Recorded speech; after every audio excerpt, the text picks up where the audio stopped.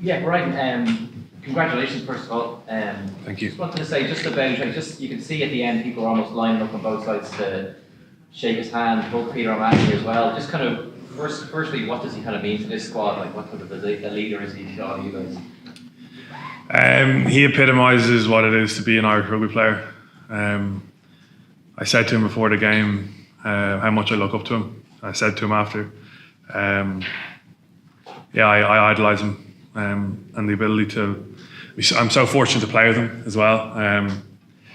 The way he carries himself, he's such good fun off the pitch. He's such a serious hard worker on the pitch. You can see it is everything to him, and I'm privileged to be led by him. And like the likes of you have yourself, you have Hearn, you have Prendergast as well. Like all you guys are like pushing. You want to get starts as well. Like, but there he is. Like he's still kind of such a force as well. Like, what is it as you take from him as a player? Like stuff that you can add to your own game as well. And like he's a tough guy to get past. I'm sure he doesn't make it easy for you guys in training either. Not at all. Training is, he trains incredibly hard.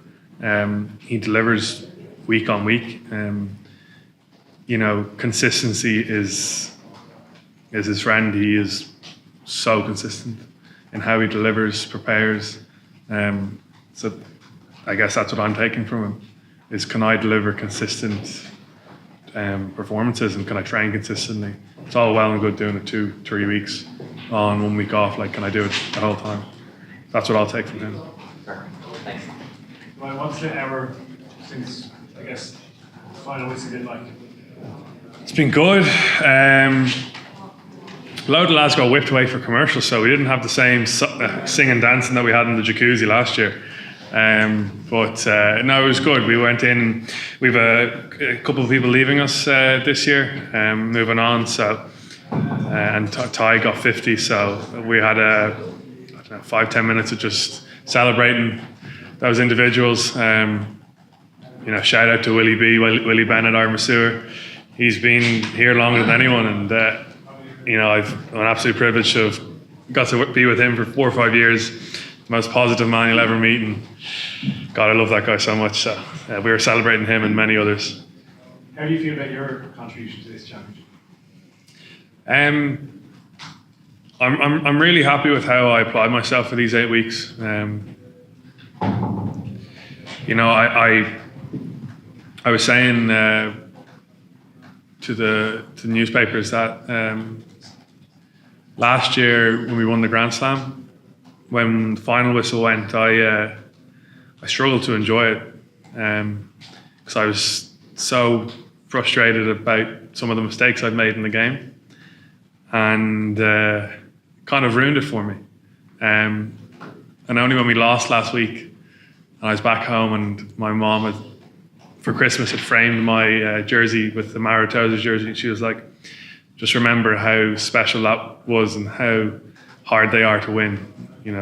So when the final whistle went today, I'd made a few mistakes in the game. I gave that penalty away, which I was frustrated with, but I did some good stuff as well. But I put that aside, and I remember being on the bottom. So I was the last carry before it got kicked out. I remember being on the ground, and I was just like, do you know what? Appreciate the last 8 weeks of hard work you've put in. Appreciate the time you've spent with your teammates. And for me, it didn't give me crazy high. It just gave me a satisfaction of, I worked hard. We worked hard and we won. So, Your mother's a wise nation. They're all wise, aren't they? 2 more. Ashley, anyone else? Ryan, congratulations. Obviously winning silverware, it's so important. But a lot of the time you hear sports people saying it's about it a lot more. What is it all about for you and for this group? It's a great question. Something I've asked myself many, many times.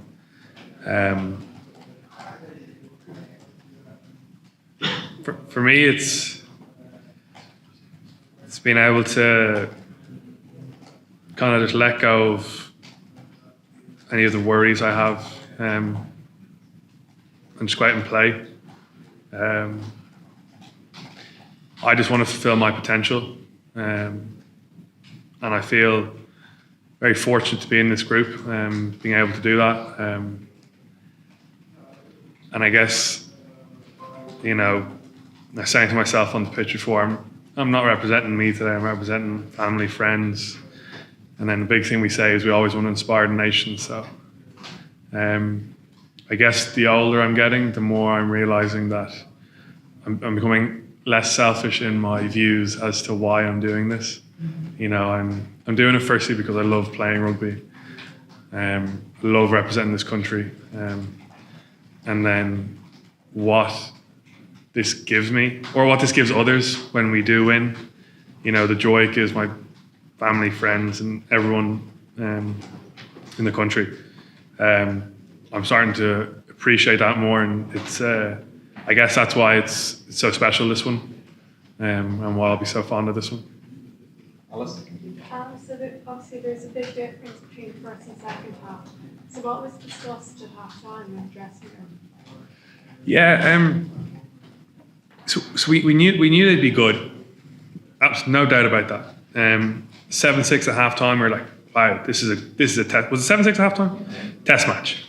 You know what I mean? So we were like, okay, let's keep pounding the rock. You know, we'll break them eventually. Was what we thought we could do. You know, we had opportunities, and we're a little bit clinical sometimes, not clinical. But then I think when we had that tap penalty, 5 meters out, that's when I think we kind of took a little bit of a turning point. And obviously they came back strong at the end of the half, but we didn't waver from what our plan was. We just said, stick to it. We're fitter than them. We will outlast them, and I think we did. Well, we did.